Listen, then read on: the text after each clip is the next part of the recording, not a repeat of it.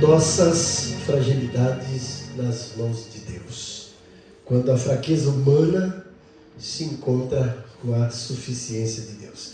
Segunda carta do apóstolo Paulo aos Coríntios, capítulo 12, versículos 7 a 10.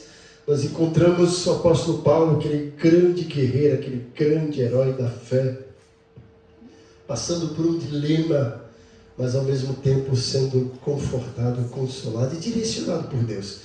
Ele diz, então, a partir do versículo 7, até mesmo sobre essas extraordinárias revelações, porque Paulo tinha tido uma revelação, ele foi arrebatado, subiu até o terceiro céu, viu coisas maravilhosas que ele fala assim, olha, são coisas indescritíveis que não é lícito contar ao ser humano. E aí ele fala, mesmo com tudo isso, olha o que acontece, versículo 7 novamente, até mesmo sobre essas extraordinárias revelações, portanto, para que eu não me tornasse arrogante, foi-me posto um espinho na carne, um mensageiro de Satanás para me atormentar, para que eu não me tornasse arrogante. Pedi ao Senhor 3 vezes que o tirasse de mim, mas ele me disse, a minha graça te basta, a minha graça te é suficiente, pois o meu poder se aperfeiçoa na fraqueza. Por isso, de muito boa vontade me gloriarei nas minhas fraquezas, a fim de que o poder de Cristo repouse sobre mim. Por isso eu me contento nas fraquezas, nas ofensas, nas dificuldades, nas perseguições, nas angústias por causa de Cristo. Pois quando sou fraco, então é que sou forte. Parece uma redundância contraditória quando Paulo diz isso. Portanto, quando sou fraco é que sou forte. Essa não é a ótica humana, né? Mas nós vivemos uma geração que idolatra a força, idolatra a independência, a autossuficiência. As pessoas acabam por conta disso, por causa dessa imagem falsa que a sociedade impõe, de que ser fraco ou mostrar fraqueza é errado, né? É pejorativo. Então, por causa disso, as pessoas acabam escondendo suas dores, maquiam suas crises e fingem possuir controle absoluto sobre tudo. Às vezes a gente pergunta para a pessoa, está tudo bem? E ela, está tudo bem, mas a gente sabe que não é tudo bem. E às vezes tem vergonha de dizer, principalmente em crentes em que vivem debaixo de um jugo de algumas igrejas que dizem, se ele está passando por alguma dificuldade, é porque é fruto de pecado. Isso não é bíblico. E essas pessoas ficam carregando esse peso nas costas, com medo de se abrir, e isso torna-se em feridas emocionais. Mas a Bíblia nos conduz por um caminho completamente diferente. Deus não trabalha apenas através da força humana. Presta atenção. Deus não trabalha apenas através da força humana. Muitas vezes, eu vou dizer a maioria, isso é coisa minha, né? Ele se revela justamente através das nossas fragilidades. Todos nós carregamos limitações. Ninguém aqui é perfeito, ninguém aqui é o Zé perfeito, o Zé bonitinho, o Zé certinho, não, né? Criou-se aqui até um estigma aí na sociedade para aquelas pessoas que gostam das coisas tudo certinho, né? São chamados de chatos, generais, nerd, né? É até um termo pejorativo para quem leva as coisas a sério. Olha aí. Veja o que a sociedade nos impõe, né? Mas nós carregamos essas limitações. E por conta dessas limitações, existem feridas emocionais, enfrentamos lutas espirituais, passamos por crises familiares e às vezes até fraquezas ocultas. Enfrentamos medos que às vezes silenciamos para não passarmos vergonha, e achando que sentir medo é coisa que a gente precisa se envergonhar. E não é, medo faz parte da vida, né? E a gente fica aí, esses medos silenciosos, em momentos que nos sentimos quebrados por dentro. Porém, aquilo, né, que enxergamos como fraqueza, vou dizer para você, pode se tornar um palco da manifestação da graça de Deus. E a gente vê isso na Bíblia. Quando Paulo fala, o poder de Deus se aperfeiçoa da fraqueza. Eu vou falar um pouquinho daqui a pouco sobre isso, né? E o apóstolo Paulo compreendeu essa verdade de forma profunda, né? Vivendo ali como prisioneiro, como missionário, né? Às vezes ganhando igreja e às vezes sofrendo perseguição, ele enfrentou isso. Ele descobriu que o poder de Deus não floresce na arrogância humana, mas em corações dependentes. Quando a gente estuda um pouco da vida de Paulo, parece que ele era um pouco soberbo, arrogante, por tudo aquilo que ele tinha. E ele faz um retrato da vida dele em Filipenses capítulo 3, olha, na lei eu sou irrepreensível, guardava tudo, mas tudo isso que eu achava que era maravilha, eu considerei como esterco para conhecer a Jesus, a sublimidade do seu poder. Então Paulo passou por isso e agora Deus quer tratar da vida dele, e ele mesmo fala, olha, Deus não queria que eu ficasse orgulhoso, arrogante, ele permitiu esse espinho da carne. Nós não temos uma afirmativa correta que o espinho da carne é isso, mas provavelmente é uma enfermidade das vistas, que dá mais margem para isso. Mas deixe isso para lá, que é outras discussões. Mas o apóstolo Paulo compreendeu, ele descobriu que o poder de Deus não floresce na arrogância humana, mas em corações totalmente dependentes dele. E aí que Deus entra, que Deus se manifesta e que o milagre acontece de uma forma mais gloriosa, né? Hoje veremos que nossas fragilidades não anulam o nosso chamado, em hipótese alguma. As nossas fragilidades nos aproximam ainda mais da suficiência de Cristo. E aí eu quero dizer para vocês, que Deus não desperdiça as nossas fraquezas. Ele as utiliza para revelar sua graça, para fortalecer a nossa fé e manifestar o seu poder sobre nós. E a gente vai ver isso, em vários lugares da Bíblia, Deus se mostrando, Deus se manifestando. Mas, primeiramente, eu queria mostrar que as nossas fragilidades revelam nossa dependência de Deus. As nossas fragilidades não diz que nós somos inferiores, que nós estamos em pecado, que nós estamos longe da presença de Deus, em hipótese alguma. As nossas fragilidades revelam que nós dependemos de Deus. Por mais santo que o ser humano seja, ele tem que entender que ele depende de Deus. Um certo filósofo diz que Deus é e nós não somos. Por que isso? Ele falou, se nós morrermos, nós deixarmos de existir, Deus continua existindo. Agora, se Deus não existisse, nós jamais existiríamos, Então Deus é e nós não somos. Nós temos que entender que dependemos dele. E as nossas fragilidades revelam isso. Jesus, naquele sermão maravilhoso do capítulo 15 de João, falando sobre a videira verdadeira, ele diz lá no versículo 5, sem mim nada podeis fazer. Falando para os discípulos, vocês dependem de mim. Sem mim nada vocês podem fazer. E o ser humano tenta viver como se fosse autossuficiente.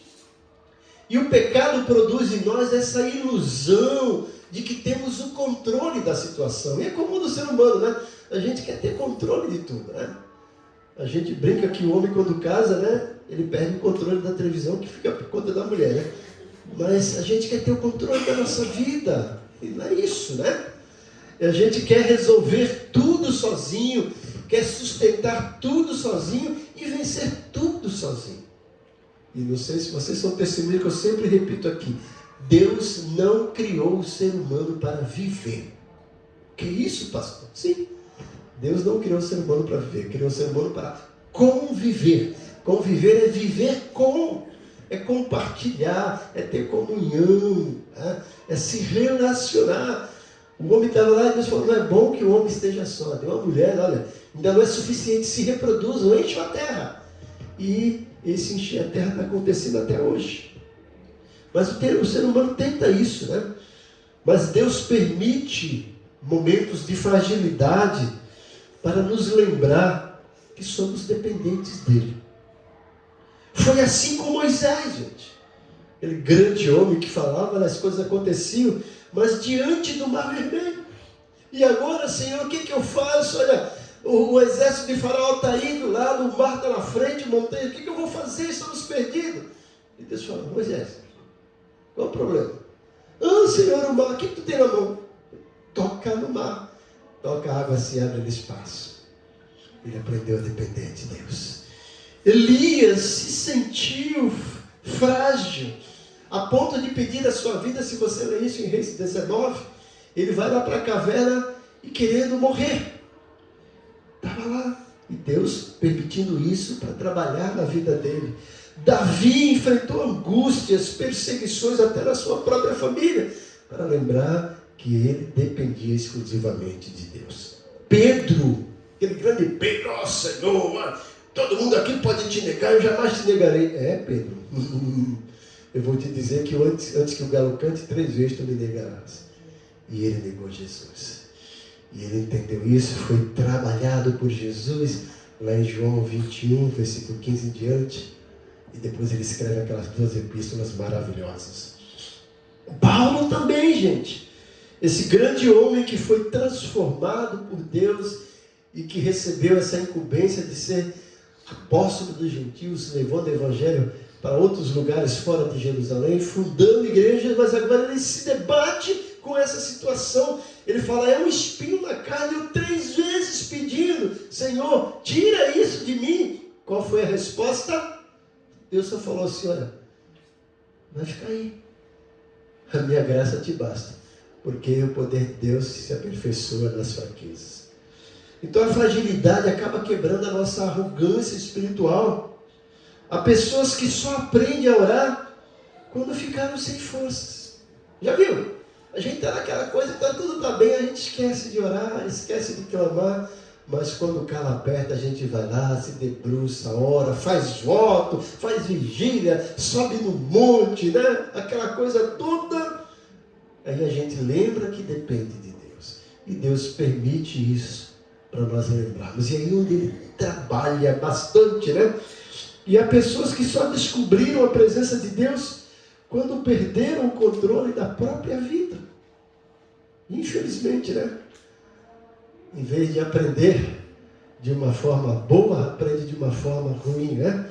A gente até conhece aquela frase que não é bíblico e que não é verdade, né? Quem não vem pelo amor, vem pela dor, né? Se isso fosse verdade, todo mundo vinha. Se não vinha pelo amor, vem pela dor. Mas não é. Tem gente que nem pela dor vem, certo? Mas às vezes é isso.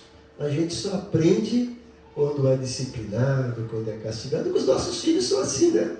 Se a gente não colocar disciplina e limites, eles querem fazer o que eles acham. Deus faz isso. E Deus frequentemente remove os nossos apoios humanos para descobrirmos que Ele é suficiente. Às vezes criamos muletas espirituais, né? Ficamos dependendo do irmão, né? Isso até um certo ponto é bom. Mas quando a gente fica só dependendo dele, isso significa que nós não estamos aprendendo a lição. Não estamos nos aperfeiçoando. Porque se nós aprendêssemos, a gente cada vez mais ia ficar fortalecido, né? Então temos que largar a nossa bengala espiritual, a nossa muleta espiritual, o nosso andador espiritual e começar a exercitar, fazer uma fisioterapia cristã aí, né? Uma academia espiritual, Bíblia e oração, melhor, né? E vai dar coisa boa. Talvez sua fragilidade atual, quero dizer para você, talvez a sua fragilidade atual não seja o sinal de abandono. Não pense que Deus te abandonou, ou que a igreja te abandonou, ou que pessoas te abandonaram. Talvez sua fragilidade atual não seja sinal de abandono, mas um instrumento pedagógico de Deus para te aproximar mais dele. Um instrumento pedagógico. Deus ensina através disso, né? Alguém já disse que na escola a gente aprende a lição, né? E depois vai para a vida. Na vida é o contrário, né? A gente aprende a lição no dia a dia. É assim. Né? As fragilidades, além, primeiro, de mostrar a nossa dependência de Deus, em segundo lugar, as nossas fragilidades nos ensinam a confiar na graça dele. Quando eu estou fraco, eu estou entendendo, olha, eu dependo de Deus. Eu não sou super-herói, eu não consigo caminhar sozinho, eu preciso da ajuda dele. E é exatamente nesse momento que eu vou aprender a confiar na graça dele. Eu gosto muito do Salmo 103, versículo 14. O salmista diz o seguinte: Ele, Deus, conhece a nossa estrutura e lembra-se de que somos pó. Eu quero dizer que Deus te conhece pessoalmente. Deus sabe sua capacidade. Ele lembra que nós somos pó. Ou seja, Ele não vai permitir que sejamos fragmentados, destruídos, destituídos. Paulo fala lá em Coríntios, que Deus permite a tribulação, mas com a tribulação Ele nos dá força para vencer. Ele não fala que Deus vai remover, mas vai nos dar força para vencer. Porque é aí que a gente começa a aprender. E é aí que entra o fator pedagógico, o ensino, e a gente começa a crescer. Então as fragilidades ensinam-nos a confiar na graça. Deus conhece nossas limitações melhor do que nós mesmos. Ele não se surpreende com as nossas crises emocionais, com os nossos medos ou nossas lágrimas. Ele sabe de todas as coisas. O salmista no Salmo 139 fala assim: antes mesmo que uma palavra seja pronunciada na minha boca, tu sabe de todas as coisas, tu conhece-me por dentro, sabe do meu sentar, do meu levantar. Deus sabe de tudo, gente. O Senhor sabe quando nós estamos cansados, o Senhor sabe quando nós estamos confusos, o Senhor sabe quando a nossa alma está abatida, o Senhor sabe quando o coração está ferido.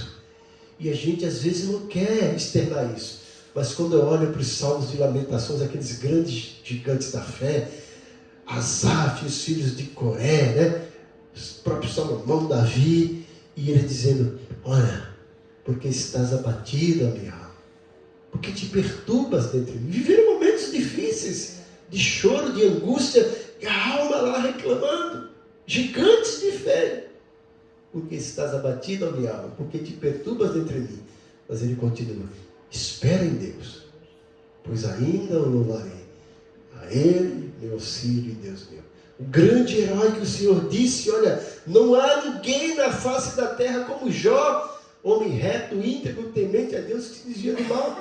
Mas aqui de uma hora para outra foi um furacão na vida dele. Perdeu os bens, perdeu os empregados, perdeu os filhos e perde a saúde.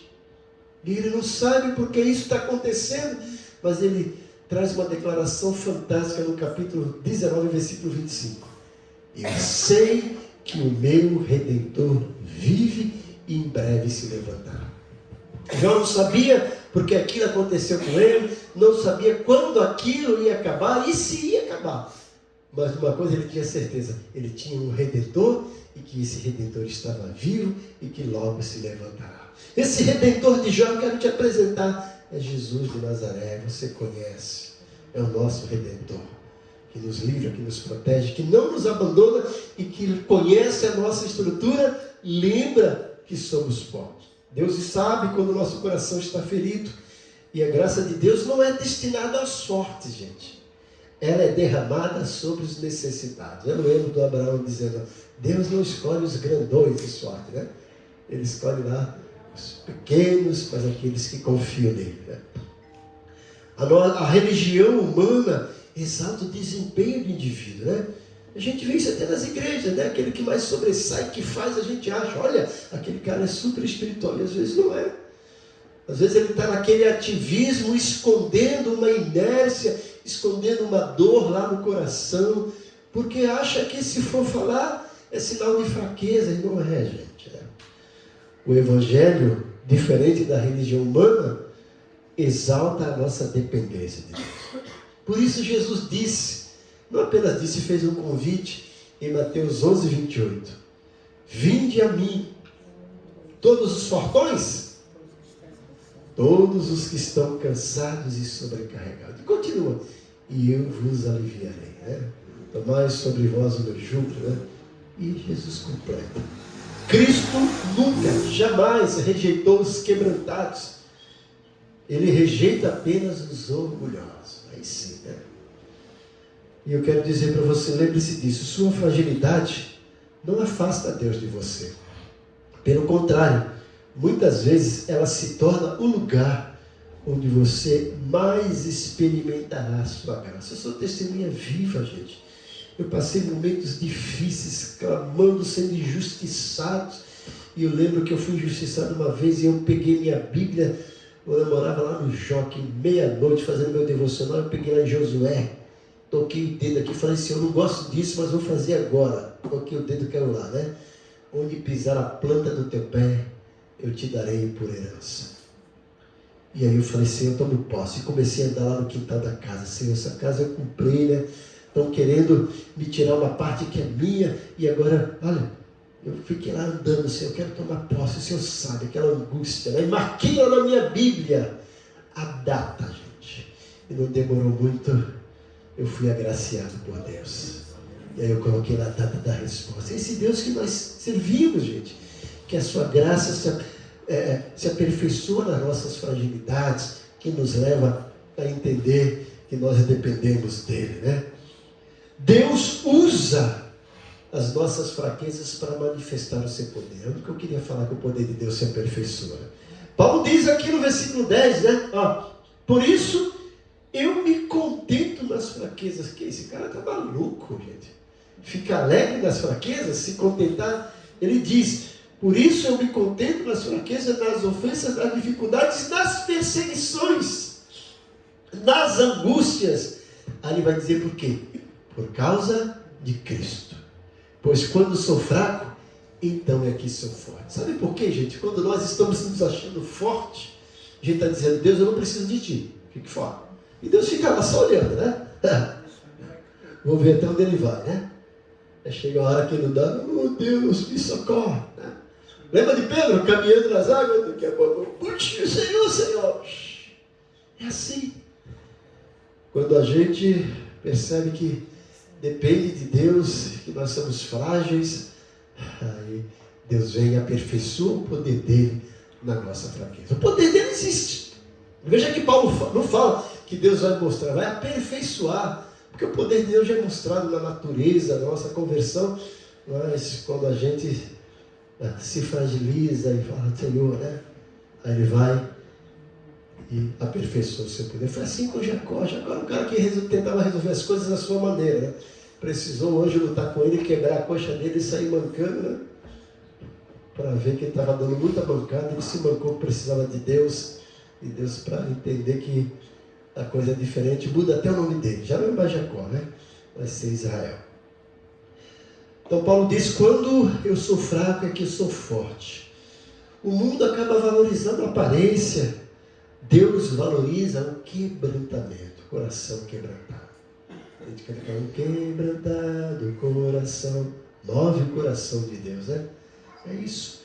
O Senhor escolhe vasos frágeis para que a glória pertença somente a Ele. Ele usou Gideão, um homem inseguro, que ninguém esperava que ele fosse libertar o povo de Israel do jugo dos midianitas, dos amonitas, né? Deus precisou chegar. O Senhor chegou para ele, vai nessa tua força, varão valoroso. Eu? Quem sou eu? Que é a minha casa? Deus precisou trabalhar com ele. Jeremias, tímido, Senhor, eu não sei falar. Quem criou a tua boca? Vai. Pedro, impulsivo, Deus usa esse homem de uma maneira maravilhosa, que nega Jesus, mas depois em Atos, quando é preso, chicoteado, não vai falar mais de Jesus. Ele, olha, importa mais obedecer a Deus do que a homem. Mudou. Quando é fraco é que nós somos fortes. Tomé, aquele incrédulo, e quando encontra Jesus, tu és o meu Senhor, tu és o meu Deus. Paulo, perseguido por fraqueza, mas entende que essas fraquezas era para o poder de Deus se aperfeiçoar na vida dele. Porque o poder, gente, não vem do vaso. O poder vem do Deus que enche o vaso. Eu gosto muito da dinâmica. Cadê aqueles vasos? Dá esse vasinho aqui. Presta atenção nisso, né? Olha aí. Esse vaso aqui, né? Se não tivesse isso aqui, bonito né? Mas não tem efeito. Aí a gente coloca o enfeite e já ficou bonito, o externo, né? Mas o valor desse vaso, embora a aparência aqui seja o externo, é quando a gente abre isso aqui e vê o que está lá dentro, né? Está lá dentro. Uma mensagem. Aqui é uma palavra de Deus. Aqui era para as mulheres, mas a gente coloca para os homens também, né? Povo de Deus, não se esqueça, como barro da mão do oleiro, assim são vocês das minhas mãos. Jeremias 18:6. Nas mãos do oleiro, tudo se transforma em propósito, né? Café com aroma de Ebenezer. Copiei de vocês, tá? Obrigado. É isso, gente. Às vezes as pessoas olham, ele é feio, desengonçado, mas por dentro somos super-heróis de Deus. Ele sabe que nós somos por dentro, Ele nos conhece e valoriza isso, né? Há milagres que só acontecem quando reconhecemos a nossa incapacidade. Todo alguém que vai atrás de milagre entendeu, né? Não consigo fazer, não tem como. Aí Deus de milagre entra e, né? Se der tempo nós vamos cantar, né? Em minha vida um milagre vai acontecer.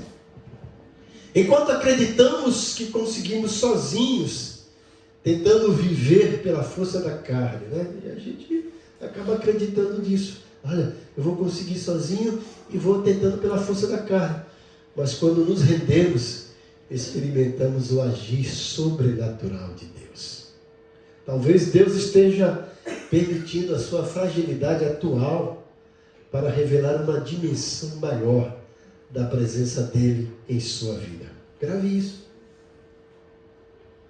Em último lugar, a fragilidade nos prepara para a glória futura. Estamos aqui sendo aperfeiçoados. Quando a gente lê Deuteronômio capítulo 8, Deus fala assim, eu te conduzi pelo deserto. Que coisa bonita quando a gente lê e presta atenção nas palavras. Deus não falou assim, olha, vocês andaram, eu te conduzi pelo deserto. Vocês estavam lá, e Deus não apenas estava lá, estava guiando. Naquela coluna de nuvem durante o dia e na coluna de fogo de glória durante a noite.